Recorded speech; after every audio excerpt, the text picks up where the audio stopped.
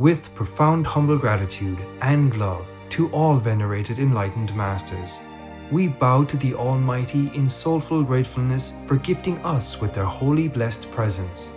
May all beings be awakened by their divine grace. Part 4 of 4.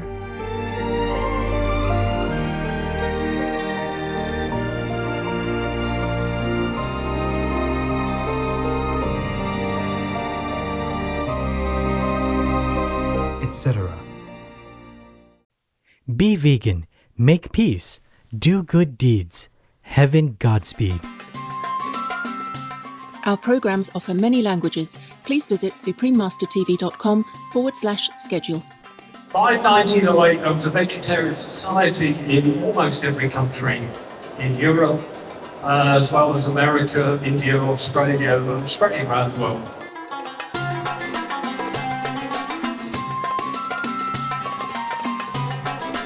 Please stay with us to enjoy this illuminating Congress. I don't need to eat meat, and industrial meat production causes great harm. We should act to treat animals humanely, protect our environment, and improve health outcomes. The Honorable Nathaniel Erskine Smith, vegan.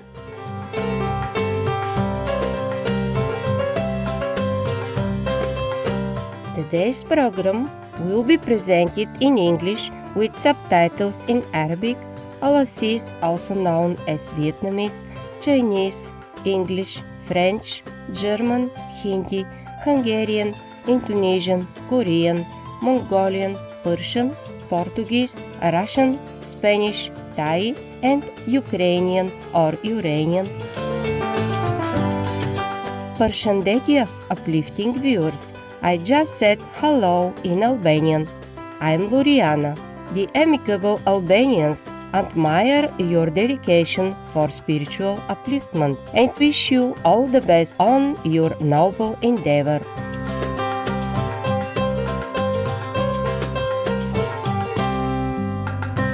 Albania is a beautiful southern European country located in the western part of the Balkan Peninsula. Its gorgeous coastline stretches some 450 kilometers along the Adriatic and Ionian Seas. Covering the northern part of the nation are the forested North Albanian Alps, with national parks like Thet and many others throughout the country that reflect Albania's abundant natural wonders. Just 27 kilometers from the Adriatic coast is Albania's capital city, Tirana. This charming and vibrant city is full of lively and colorful buildings with grand boulevards, public squares, and pedestrianized streets that are a pleasure to roam.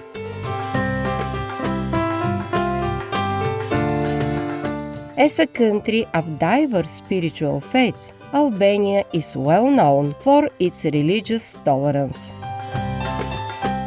The historic concept of Besa is considered a moral foundation for the harmony among its people.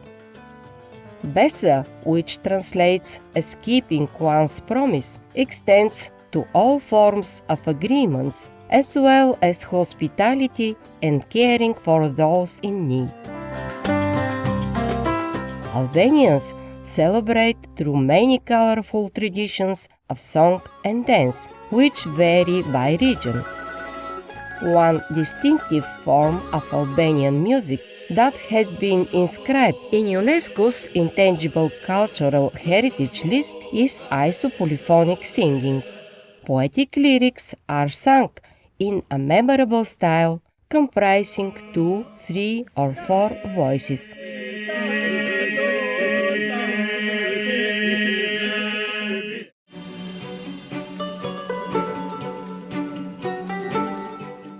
In December 2010, the first ever Middle East Vegetarian Congress was held at the Dubai International Exhibition Center, with the public invited to engage in an interactive exploration of the plant-based lifestyle.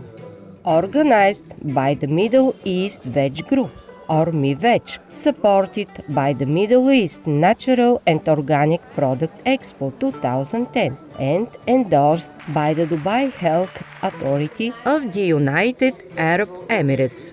The event provided 2 days of seminars, workshops, and video telecasts with experts from around the world, along with rejuvenating veg cuisine.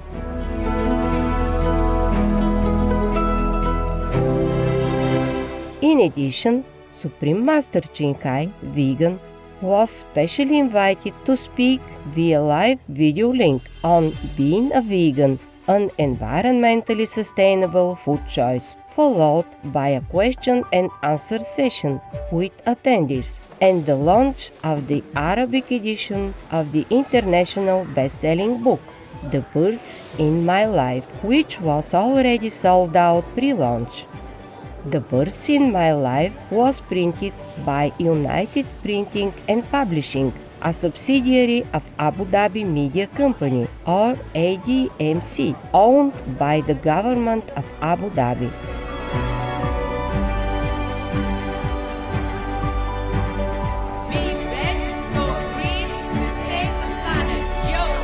We now invite you to join us for part 9 of the conference titled The First Middle East Vegetarian or MEVEG Congress, held in the city of Dubai in the United Arab Emirates on December 6, 2010, with John Davis, vegan, former International Vegetarian Union manager, who will explain the expansion of international vegan festivals and the success of vegetarian congresses, which are now regularly held throughout the world.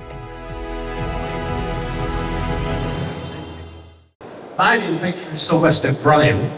If you've heard of Graham crackers, that's where the name comes from.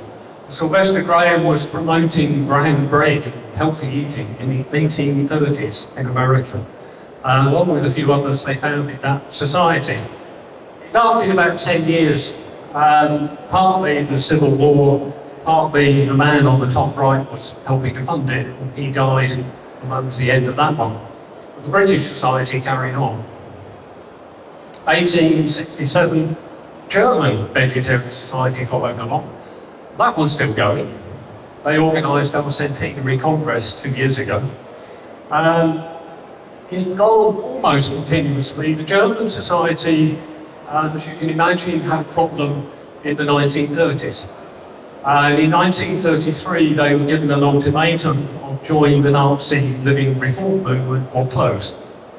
They carried out a ballot of all their members, and they voted to close. They didn't want to be part of the Nazis. 1945, the Super War was over, they reformed.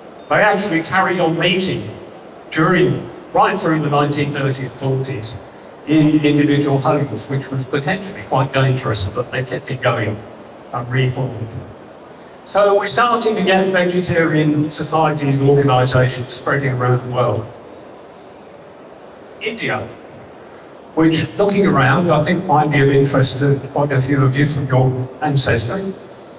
This is a lot earlier than some people think as well. 1889 to 1908.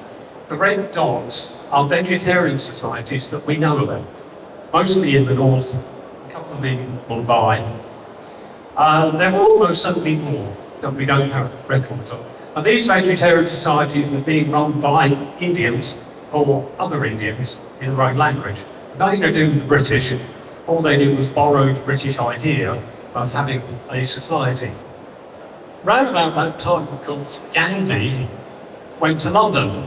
1888, when Gandhi was 18 or 19, he went to London as a law student.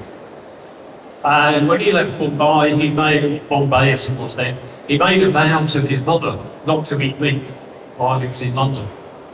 And he stuck to it, with great difficulty, living on bread and water mostly. And then he found a vegetarian restaurant, so he could actually eat properly at last. On the way in, he found a book called A Plea for Vegetarianism by a man called Henry Saul. All of this is in Gandhi's autobiography. He wrote it up in great detail himself.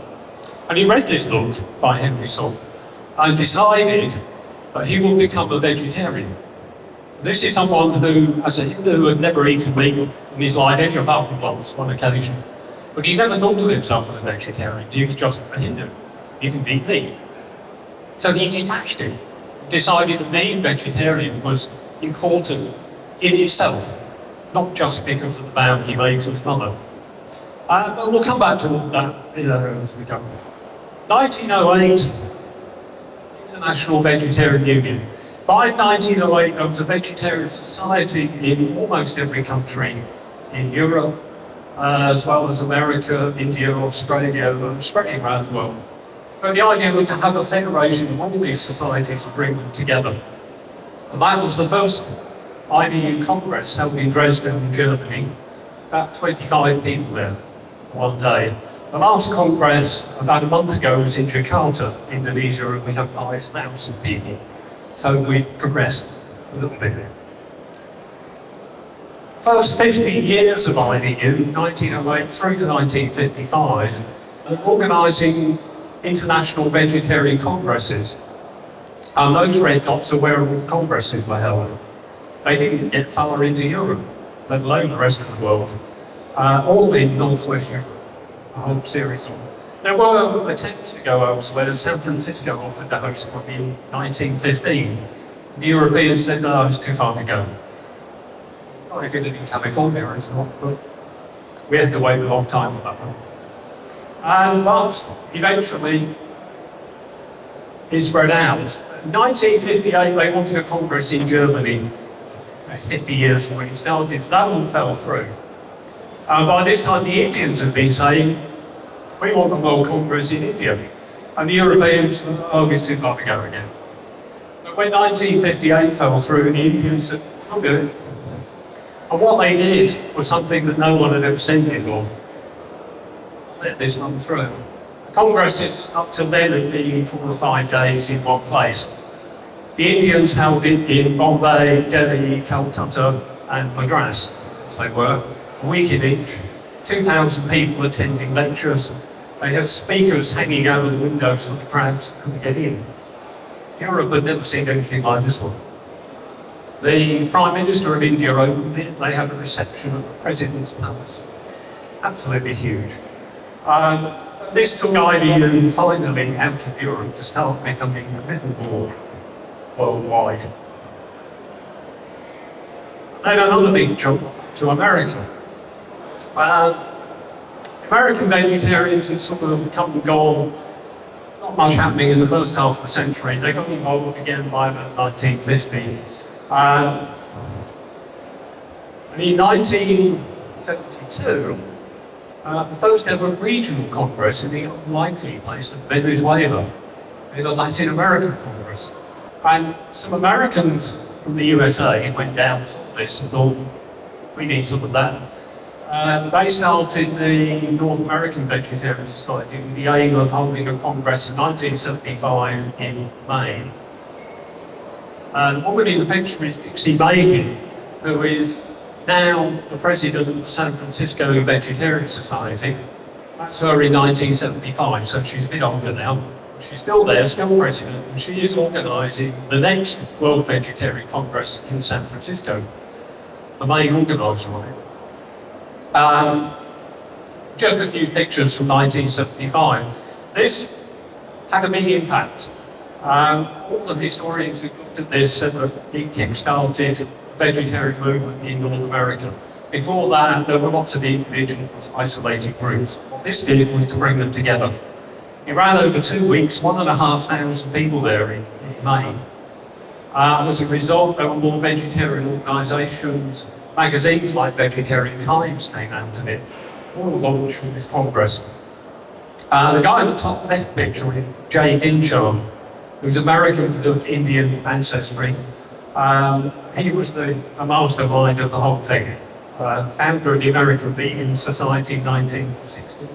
But somehow it's always Indians that are running all this. Everywhere I go in the world, I meet Indians making all this difference. Another big jump. First Congress in East Asia in 1999, Shanghai in Thailand.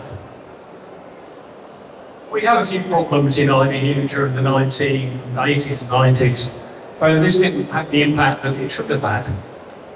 But we used it to do a lot of rethinking about IBU, to reorganise. We wrote a new constitution, changed everything we were doing.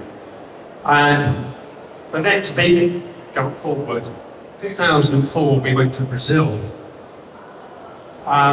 Hugely successful Congress. And for me, this is the real new beginning, where we started again after all the problems we had. The Congress was in that beach resort, which was quite a nice place to be. On the right is a cruelty-free fashion show. That ran for 2 nights, no leather, no fur, no silk, nothing like that. Enormously successful. This Congress again kick-started a lot of organisations in Latin America. We've now got a lot of societies starting all over the Spanish and Portuguese-speaking world as a result of this one. 2006, we were in Goa. As you can see, quite a lot of fun at that Congress too. On a beach resort in Goa. We needed to rethink how we approached Asia. That was IBU's view of the world. Divided into 6 regions, and you got the brown area, which was Asia, and down the bottom right, Australasia. The obvious problem is the city of Mumbai has a bigger population than Australia and New Zealand combined. So it's a bit of an imbalance. We needed to change it around a bit. So we did that. You've now got India and West Asia, and on the right is Asia Pacific, which makes a bit more sense to us. And we brought in 2 new regional coordinators, Shankar Narayan, who is sitting over there, Shankar became regional coordinator for India and Southwest Asia, which includes the Middle East. And on the right is Susianto Seng from Indonesia, who is regional coordinator for Asia Pacific. And they've both done an amazing job over the last 4 years, getting all sorts of things going, organised, as you'll see in a minute. Just to make sure Asia was fully represented, this is George Jacobs. He doesn't look very Asian, but he's actually from Singapore and he lived in China for many years. He's now the chairman of the IBU Council. So Asia is now much more strongly represented. Before this, it was really Europe and North America. So we rebalanced it. The Congress is taking on Taiwan, 2007. This was the Asian Vegetarian Congress. 7,500 people turned up. As you can see, most of them dressed exactly the same. They're all members of the same Buddhist temple. But there were quite a few others as well. 2008, we had the Centenary Congress in Germany. Went back to Dresden where it started. Some congresses are very organised, very structured. Others are more laid back, working out as we go along. The Germans have their own way of doing things.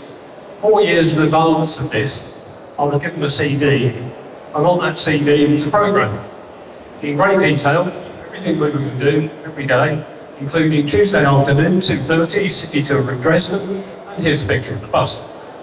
And it happened exactly as they said 4 years later. Everything precisely to plan. International vegan festivals, they started in the 1980s. IBU has become increasingly involved in supporting and working with them, and particularly encouraging them to move around the world instead of being in Europe again. This was the 11th International Vegan Festival in India. I was talking to someone earlier about this. Vegans in India is not the most obvious thing you think of. But in the last 4 years, we've seen a huge change. And to me, what's happening a lot of young people in India are turning away from their religion, becoming more westernized. Especially in places like Bangalore, they're surrounded by computer companies, surrounded by McDonald's and KFC. Trying to persuade them to go back to their traditional way of life isn't really having much impact. What we have found is talking about Western style vegan to these highly westernized Indians does actually get through. And we've seen an enormous increase in the number of vegans in India. Relative to the total number of vegetarians, it's still tiny, but it's happening. In Brazil, 2009, Marley Winkler, our regional coordinator of Latin America, organised this one. And again, a highly successful vegan festival. So we're spreading them out again around the world instead of just Europe, particularly trying to move towards developing countries. Africa. I've just spent the last 4 days in Nairobi, Kenya. Came back last night. We're trying to get a congress going there. Background to it. This is 2007, the first ever vegetarian congress in Africa. It took IDU 99 years to get to having a congress in Africa. Mainly thanks to the guy just at the left with his hand up, Emmanuel Ayo, who I just met for the first time this week in Nairobi. And he's done a great job for us. He's now the regional coordinator for Africa. This one was in Lagos in Nigeria, where he lives. Then last year, 2009, we had another one. This is in Accra, in Ghana, the second West African Congress. As you can see, they saved a bit of money on booking a hall by holding it in a local park. Much easier that way. Top left, all of these African congresses, they would go up the march with the banners. They march down to the Ministry of Health. Rather than persuading the minister to come here as you did today, they go down there. They also have a homeless feeding program. We did this in Nairobi last week. I went out with a group from Hare Krishnas, huge vats of food, go out to the slums and we fed 100 people on last Thursday. And they do this as a part of the Congress. No one else does this. Go ahead and make war. Only others, women and children die, are maimed or suffer. You and yours will never have such disasters because the taxpayers fund your army to protect you. Honorable viewers, we appreciate your presence today for the first Middle East Vegetarian or MEVEG Congress on Words of Wisdom. Please join us tomorrow for part 10 of this inspiring conference. Coming up next is the endangered indigenous communities of the world, right after noteworthy news. May our world soon become a vegan paradise filled with love and compassion for all beings. Be vegan, make peace, do good deeds, hell not reach. Our programs offer many languages.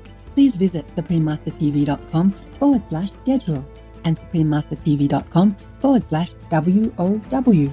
Nos programmes offrent plusieurs langues. Veuillez visiter suprememastertv.com/schedule et suprememastertv.com/WOW. Nuestros programas ofrecen varios idiomas. Visiten suprememastertv.com/schedule y suprememastertv.com/WOW. Chương trình của chúng tôi cung ứng nhiều ngôn ngữ. Xin xem suprememastertv.com/schedule và suprememastertv.com/WOW.